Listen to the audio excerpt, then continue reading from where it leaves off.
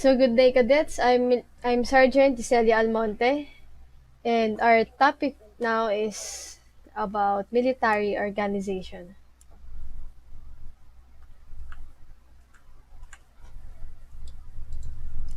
So here are our topics. We have 15 military official logos, military organization, the chain of command, Armed Forces of the Philippines, mission of the Armed Forces of the Philippines, statement of basic functions, mission and functions of the Armed Forces of the Philippines, Department of National Defense, major services of the Armed Forces of the Philippines, AFP organizational chart, mission of the Philippine Army, mission of the Philippine Air Force, mission of the Philippine Navy, mission of ARESCOM, and last is the Philippine Army organizational structure. So let's start. So here is our official logos of the Armed Forces of the Philippines. On the left and the right is the official logo of the Philippine Army. Next is the official logo of the Philippine Navy, and of course the official logo of the Philippine Air Force. So, what is military organization? It is defined as a group of persons or units bonded together to perform military functions with definite responsibilities and duties assigned to each individual. So, military organization is the Armed Forces of the Philippines recognizes the Constitution of the Republic of the Philippines as a legitimate expression of the people's will. It is mandated to serve and protect the people and secure the sovereignty of the state and integrity of its national territory from internal and external threats. Therefore, the Armed Forces of the Philippines pledges allegiance to the Filipino people, adheres to the principle of supremacy of civilian authority over the military at all times, and vows to uphold and defend the Constitution. So here is our chain of command. As you can see, it is our President Rodrigo Roa Duterte is our Commander-in-Chief, Secretary Major General Delfin N. Lorenzana, Armed Forces of the Philippines, retired, is the Secretary of National Defense, and General Gilbert I. Gapay, Armed Forces of the Philippines, is our Chief of Staff, AFP. So, the rest of the chain of command, Major Service Commanders, Philippine Army, Philippine Navy, and Philippine Air Force, Unified Command Commander, Division Commanders, Brigade Commanders, Battalion Commanders, Company Commanders, Platoon Leaders, Squad Leaders, or Team Leaders. Yan. So, the Armed Forces of the Philippines,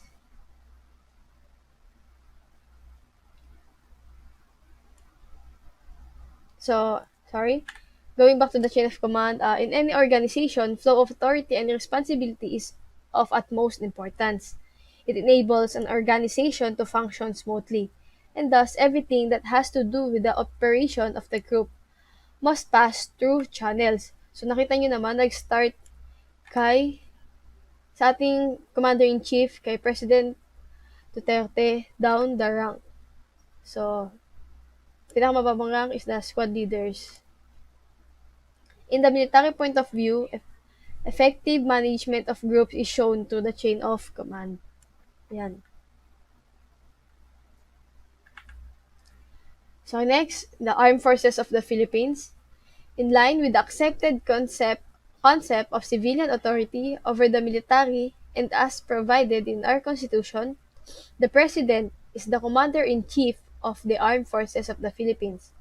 The President exercises strategic direction through the Secretary of National Defense and exercises the same through the Chief of Staff, Armed Forces of the Philippines, who directly represents him.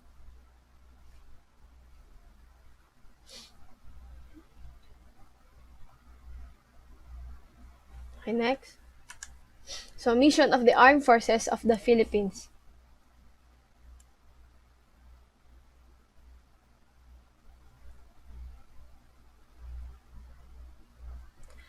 Okay, there are four. So one is to uphold the sovereignty, support the Constitution, and defend the territory of the Republic of the Philippines against all enemies, both foreign and domestic. Next is to advance the national aims, interests, and policies. Next is to effectively plan for the organization, maintenance, development, and employment of its active and reserve forces for national security. Last is to perform such other duties as the President may direct. So, statement and basic functions. The Chief of Staff or Armed Forces of the Philippines is the highest military officer in the AFP. Being the commanding general of the AFP, he exercises command over all elements of the organization. He executes the President command function in relation to military strategy, tactics, and operation. He is also the immediate advisor of the SND and is responsible for the planning, development, and examination of the National Defense Program. So, SND is the Secretary of National Defense. So, huwag kayong malilito. So, ang ating Commander-in-Chief is the President overall. Then, the Chief of Staff, so balikan natin sa chain of command yan. So, Commander-in-Chief natin is si President Duterte and Chief of Staff is si General Gapay. So, si General Gapay, ang immediate advisor ng ating Secretary of National Defense na si Secretary Major General Lorenzana.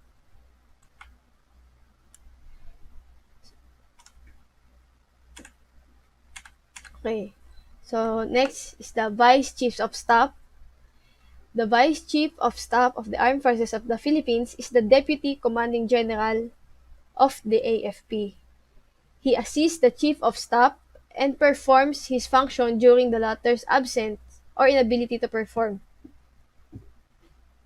So, next is the Deputy Chief of Staff. Kung may vice, kumbaga, yung Chief of Staff, Vice, the Secretary. Pero ang tawag is Deputy Chief of Staff.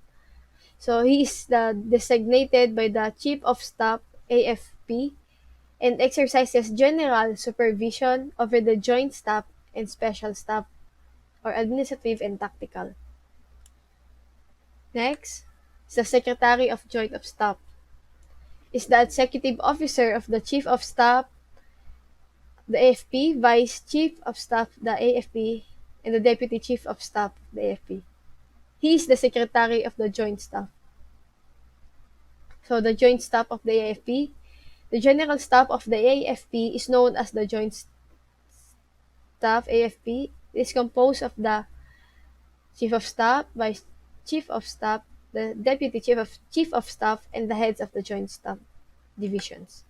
Following are the different staff divisions. So, yan. Pag sabing J1, it is a Deputy Chief of Staff for Personnel and Administration.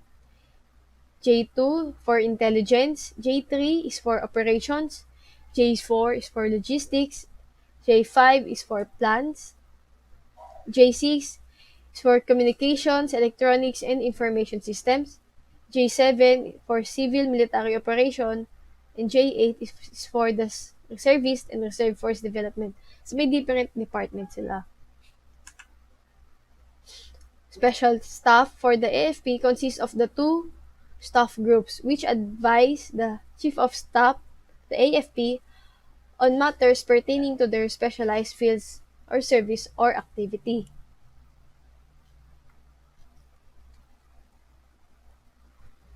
So, below is the administrative staff.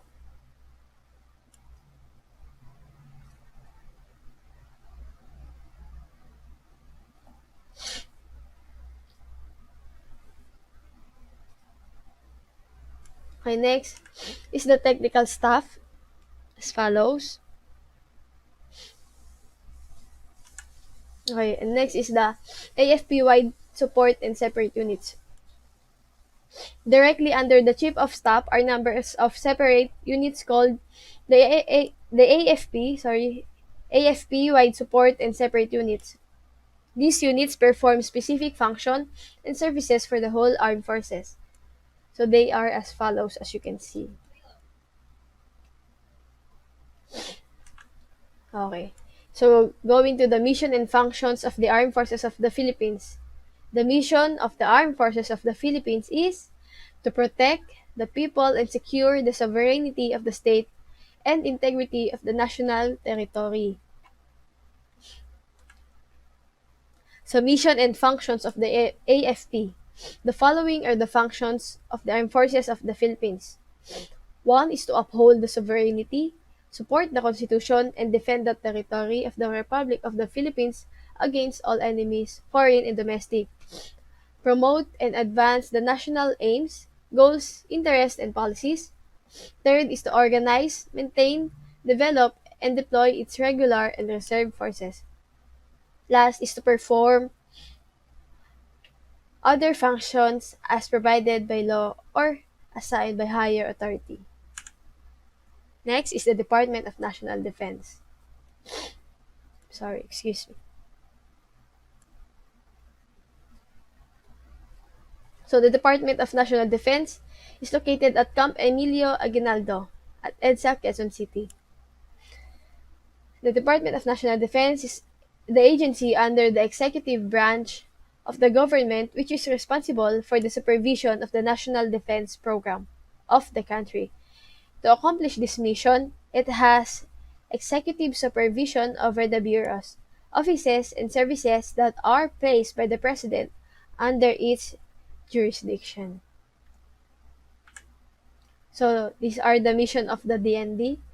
One is to support and defend the Constitution of the Republic of the Philippines against all enemies, both foreign and domestics. Two is to ensure, by timely and effective action, the security of the Republic of the Philippines and of vital interest. Three is to uphold and advance the national policies and interests of the Republic of the Philippines. And fourth is to safeguard the internal security of the Republic of the Philippines. So, going to the major services of the Armed Forces of the Philippines, we have three. So, the Armed Forces of the Philippines is composed of the regular force and the reserve force. The regular force consists of the regular officers and men, and the percentage of reserve officers and personnel called for or to active duty. The AFP has three major services, namely the Philippine Army or Hukbong Katihan ng Pilipinas, the Philippine Navy, Hukbong Dagat ng Pilipinas, and the Philippine Air Force or Hukbong Himpapawid ng Pilipinas. So, here is the Armed Forces of the Philippines organizational chart.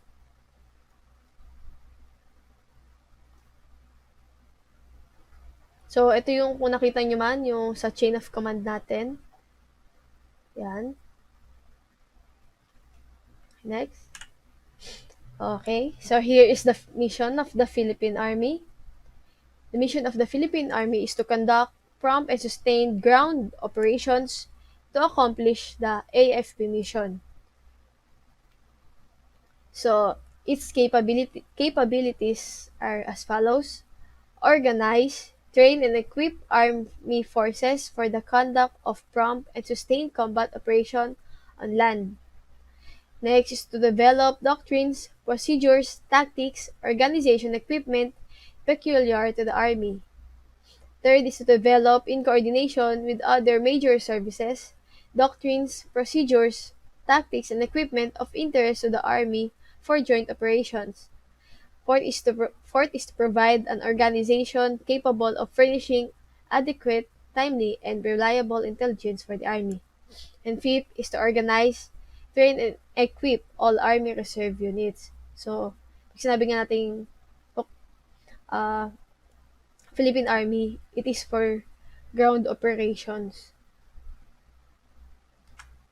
Next is the mission of the Philippine Air Force, is to conduct prompt and sustained operations in the air especially those forces needed to defend the Philippines against air attacks, to gain air superiority, and control vital air areas.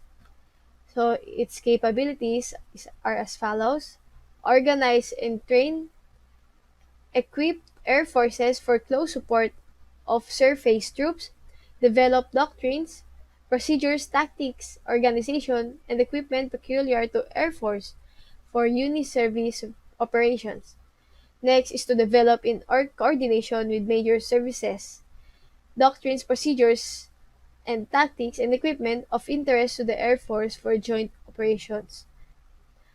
And furnish aerial photography for cartographic purposes in coordination with other government agencies. Fifth is to perform such other functions as the President may direct. Okay, next is the mission of the Philippine Navy. Their mission is to organize, train, equip, and maintain and operate naval forces, aircraft, and other naval units necessary to provide the waterborne support required by the armed forces of the Philippines in accomplishment of its mission.